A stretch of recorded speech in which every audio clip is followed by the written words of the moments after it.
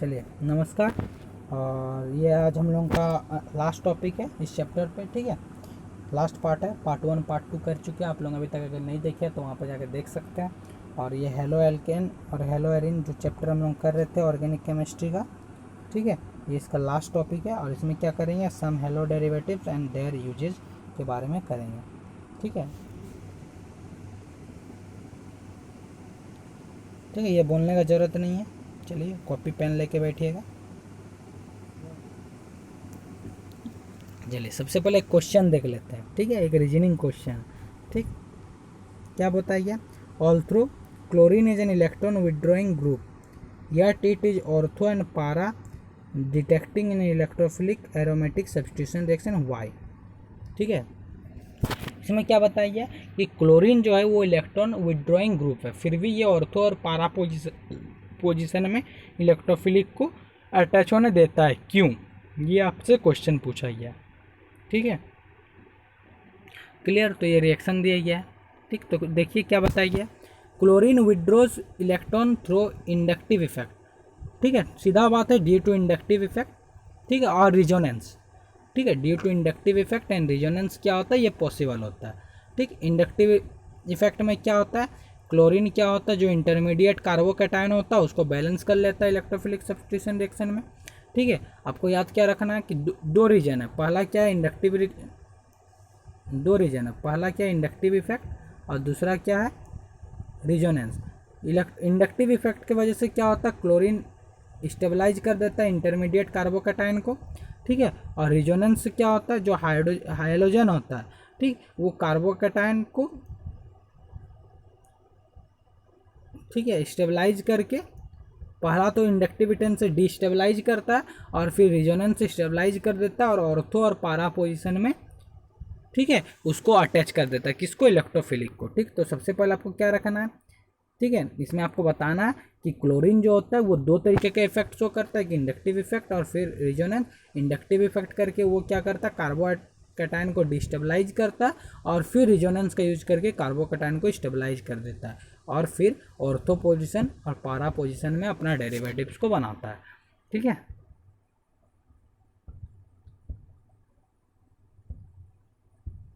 चलिए आते हैं डेरिवेटिव्स, कुछ डेरिवेटिव्स के बारे में पढ़ेंगे।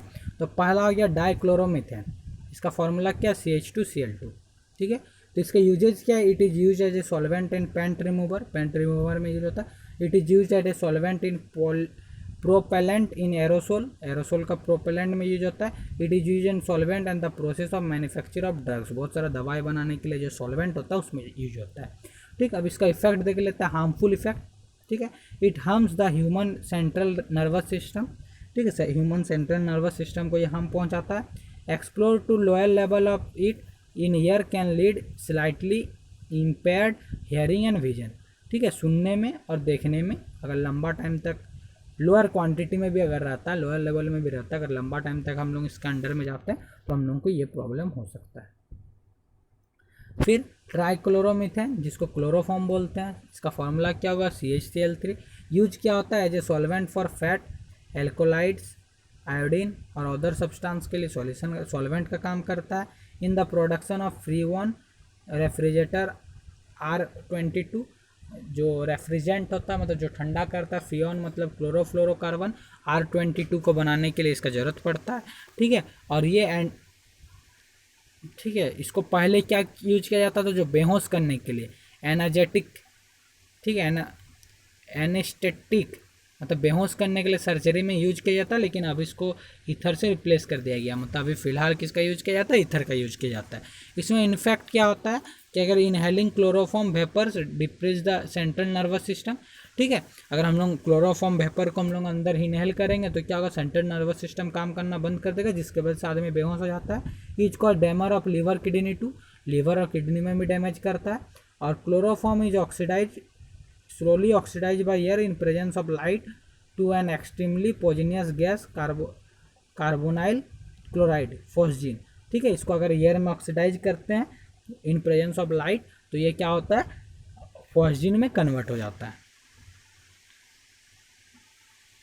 ठीक है, तो ये आपका रिएक्शन है, फॉस्जीन वाला रिएक्शन ये है। ठीक है,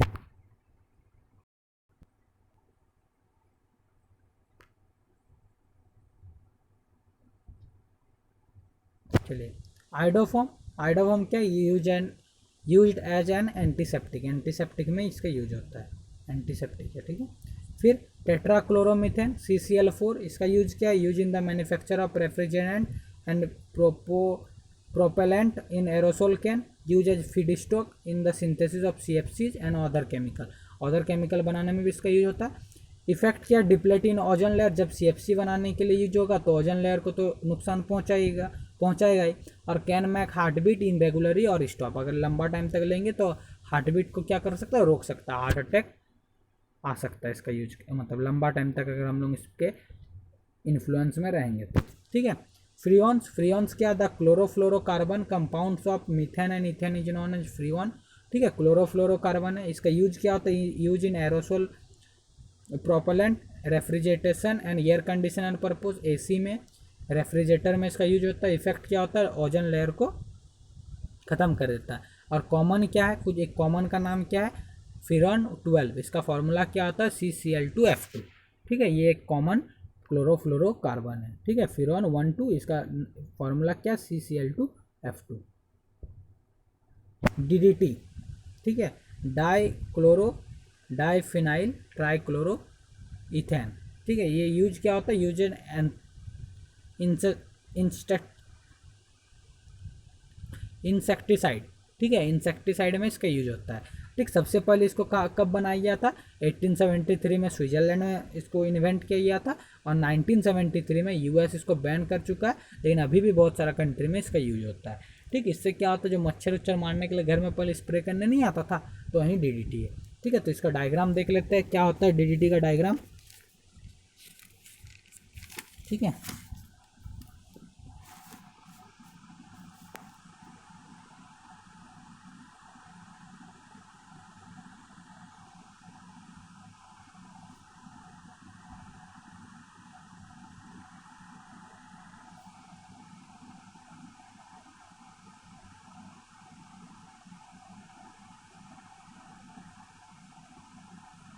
ये डायग्राम होता है, 2 कार्बन है, यहाँ एक कार्बन, यहाँ एक कार्बन, तो इथेन, ठीक है। 3 क्लोरीन, ट्राइक्लोरो, और डाइफिनाइल है, और इसके साथ डाइक्लोरो, डाइफिनाइल ट्राइक्लोरो इथेन, ये इसका डायग्राम हो गया, ठीक है। और इसको बनाया कब गया था, 1873 में बनाया तो नहीं गया था, इन्वेंट नहीं किया गया था, मतलब डिस्कवर किया गया था स्विट्जरलैंड में, और 1973 से US इसको बैन करके रख दिया अभी भी, लेकिन बहुत सारा वेरियस कंट्री में इसका यूज होता है, ठीक है। तो ये थैंक्स, ठीक है। तो ये चैप्टर आपका ख़त्म हो गया। तो आपका भी ड्यूटी क्या है, इस चैप्टर को अच्छा से करना, जो भी एक्सरसाइज में जो भी प्रॉब्लम्स उसको करना, अच्छा से रिवीजन करना, और जो भी हम बताएं उसको नोट्स में एक साथ कर लेना, ठीक है।